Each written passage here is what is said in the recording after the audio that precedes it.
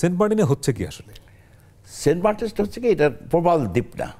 প্রবাল দ্বীপ না, এটা প্রবাল দ্বীপ না, এটা হচ্ছে, এটা স্যান্ডস্টোন, এটা বেস। প্রবাল দ্বীপ হয় যে এই যে আপনার নিদারিয়া, এই যে সিলেন্ট্রেট যে প্রাণীটা, এই প্রাণীটা ক্যালসিয়াম কার্বনেট নির্গত করে একটা শেলের মতো করে, করতে করতে ওই শেলগুলি জমে জমে জমে জমে যখন অনেক হয়ে যায়, তখন যে দ্বীপ হয়, সেই দ্বীপ হচ্ছে প্রবাল দ্বীপ বা কোরাল রিফও বলা হয়, অনেক সময় কোরাল রিফও বলা হয়।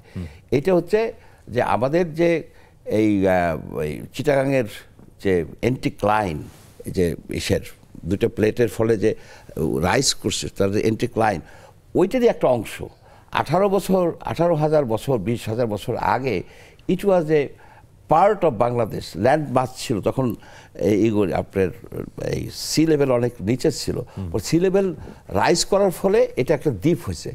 এই দ্বীপের প্রায় 8-10% জায়গায় আপনার কোরাল আছে।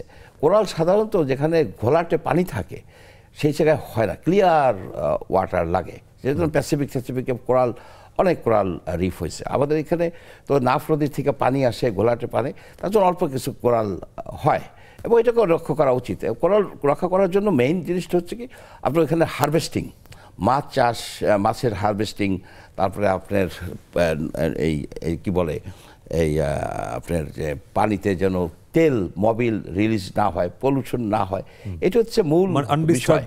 আর কিন্তু মানুষ গেলে যে কোরাল, এই দ্বীপটা, এটা তো কোরাল দ্বীপ না, বেসিক্যালি ইটস এ নর্মাল দ্বীপ। পাশে আশেপাশে কিছু কোরাল আছে, যে পড়ে যাবে, ডুবে যাবে, এটা একটা অর্বাচীনের ধারণা।